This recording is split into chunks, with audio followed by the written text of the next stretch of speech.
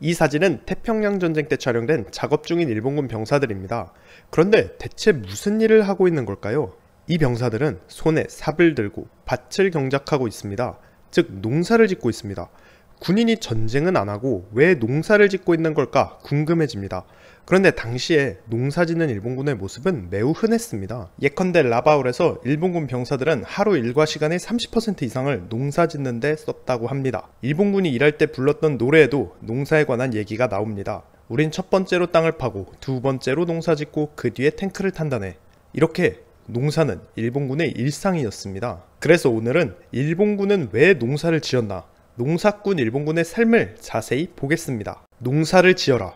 1943년 중순, 일본군은 남서태평양의 뉴기니와 솔로몬 제도에서 치열한 육상전을 벌이고 있었습니다. 문제는 이 섬들의 일본군 보급이 취약했다는 겁니다. 예컨대 일본군의 쌀 보급은 조선과 본국 등지에서 출발해서 트룩 제도에 들른 뒤 1300km를 항해해서 라바울까지 도착하고 그 다음에 각각 일본군이 작전을 벌이는 최전선의 섬들로 보내지는 방식이었습니다. 하지만 연합군은 1943년부터 우수한 항공 세력을 동원해서 일본군의 이 해상 보급로를 공격했습니다. 당시의 모든 보급품은 라바울을 통해서 전방 섬들로 보내지고 있었던 만큼 라바울은 연합군의 핵심 표적이 됩니다. 이 사진은 1943년 11월에 폭격받고 있는 라바울의 일본 해군 기지입니다. 사진 속에 이미 여러 척의 수송선이 침몰한 모습을 볼 수 있습니다.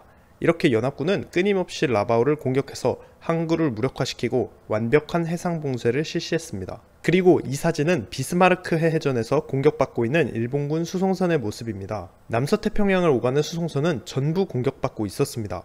그렇게 일본 해군은 계속해서 수송선 손실이 누적되고 있었고 1943년 후반에는 제공권과 해상권마저 상실했습니다. 결국 1943년 8월에 대본령은 뉴기니 전역은 지금부터 자급자족할 것이다 라고 선언했습니다. 이 선언은 사실상 보급을 완전히 포기하겠다는 겁니다. 그러면서도 일본군 지휘부는 철수 명령을 내리지 않았습니다. 대신 이들은 간단한 방침을 내놓습니다. 식량 문제에 대한 군 최고사령부의 해결책은 자급자족을 위한 작전이 강화되어야 한다는 것이었다. 여기서 말하는 자급자족이 바로 농사였습니다. 결국 일본군은 총을 내려놓고 농기구를 들었습니다. 이 사진은 인도네시아에서 촬영된 농사 짓는 일본 해군 병사들입니다. 병사들이 곡괭이와 삽처럼 농기구를 들고 있고 이 병사는 속가는 잡초까지 들고 있습니다. 영락없는 농사꾼의 모습입니다. 부건빌섬 농부들, 일본군 농사의 예시들을 보겠습니다. 솔로몬 제도 부건빌 섬의 일본군 65,000명은 가장 오지에서 전투를 펼치고 있었습니다. 그리고 연합군 해상 봉쇄로 보급이 불가능해지자 일본군 지휘부는 부건빌에 다음과 같은 명령을 내렸습니다. 연대 병력은 보급로가 차단된다 해도 자신있게 임무를 달성해야 한다. 농지 개발에 주력하라. 그렇게 부건빌의 일본군은 병력 절반을 농사 짓는 데 투입했습니다. 이 사진 속 일본군 병사들은 화전을 위해서 정글을 불태우고 있습니다. 이렇게 숲을 태운 다음에 그 자리에 농작물을 심는 겁니다. 이건 부건빌 섬을 지나가는 연합군 정찰기가 촬영한 항공사진입니다. 밑에 보이는 것이 전부 일본군이 개간한 밭입니다.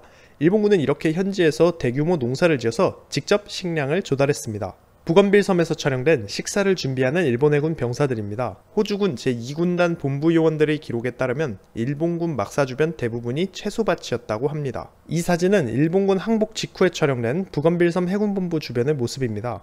이 병사들이 지나고 있는 곳이 바로 일본군이 경작하던 밭입니다. 섬에서 싸우던 연합군 병사들도 일본군 농작물 맛을 보게 됩니다. 이건 1945년 5월에 촬영된 일본군에게서 빼앗은 밭에서 고구마를 캐고 있는 호주 병사들 사진입니다. 이 사진 역시 일본군이 버리고 간 밭에서 고구마를 캐는 호주 병사들입니다. 이렇게 커다란 밭들이 부건빌 섬 곳곳에 있었습니다. 그렇게 식량을 직접 조달하면서 부건빌 섬 일본군은 종전까지 계속 버텼습니다.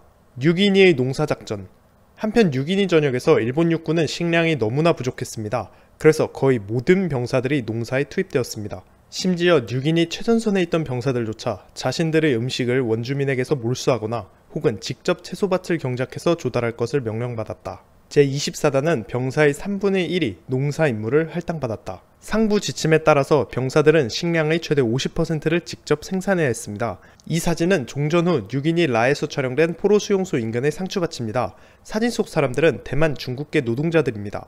일본군은 이들을 시켜서 현지에서 식량을 재배했습니다. 한편 작전을 준비하던 일본군 지휘관들은 자체적으로 농사짓는 공부도 진행했습니다. 그들의 유일한 걱정은 보급 유지였다. 현지 자급자족을 위한 연구도 진행되었다 라고 합니다. 이 사진은 종전 직후 6인의 일본군 병사들이 식사를 준비하는 모습입니다. 이 병사들은 말린 코코넛 열매인 코프라와 쌀, 그리고 정글에서 꺾은 풀로 밥을 짓고 있는 중입니다. 일본군은 이 식사를 맛이 좋다고 얘기했다고 합니다. 사실 이 정도면 일본군 기준에서 매우 풍족한 식사였습니다. 6인 일대에서 일본군이 주로 먹었던 코프라의 사진입니다. 코코넛 안에 있는 속살을 말린 음식입니다. 성공적인 라바울. 1943년 연합군 해상봉쇄가 시작될 당시 라바울에는 일본군이 무려 10만 명이나 있었습니다. 현지 지휘관이었던 이마무라 대장은 보급이 차단되자 즉시 농사 지을 것을 명령했습니다. 이 사진은 라바울에 있던 일본군 밭입니다. 병사들은 1인당 500제곱미터의 땅을 경작했다고 합니다. 이런 밭에다가 주로 고구마와 가지 그리고 기타 채소를 심었습니다. 그리고 예상외로 일본군은 놀라운 농업 생산량을 보여줬습니다. 제8함대 군수과의 기록에 따르면 1943년 6월에 섬의 병사들은 하루에 약 12톤의 식량을 생산하고 있었다고 합니다. 물론 모두가 배불리 먹을 수 있는 충분한 양은 아니었습니다. 이건 항복 직후 1945년 11월 라바울에서 촬영된 이마무라 대장의 사진입니다. 본래 상당히 후덕한 인상의 사람이었는데 라바울에서 고생을 하면서 수척해진 모습을 볼 수 있습니다. 고된 농사와 작업은 병사들에게도 고통을 줬습니다. 라바울의 제229 보병연대 소속이었던 미즈키 시게루 일병의 증언을 인용하겠습니다. 삶은 지옥과 같았다. 노예의 삶보다 못한 지독한 노동의 일상이었는데 왜냐하면 노예는 적어도 자기 목숨을 걱정할 필요는 없었기 때문이다. 이렇게 힘든 삶이었지만 일본군은 적어도 굶주리진 않았습니다. 그만큼 라바울의 농업은 정말 규모가 컸습니다. 덕분에 전쟁이 끝나고 병사들은 상당한 양의 식량과 농기구를 집에 가져갈 수 있었습니다. 보고에 따르면 제3, 4, 5호 송환선만으로 식량 최대 1850톤, 농기구 8000개를 본국으로 가져갈 수 있었다고 합니다. 한편 연합군 항공대도 일본군 농작물을 공격했습니다. 예컨대 연합군은 어벤져 뇌격기를 개조해서 스프레이를 달고 경납고에는 경유 150갤런을 장착시킵니다.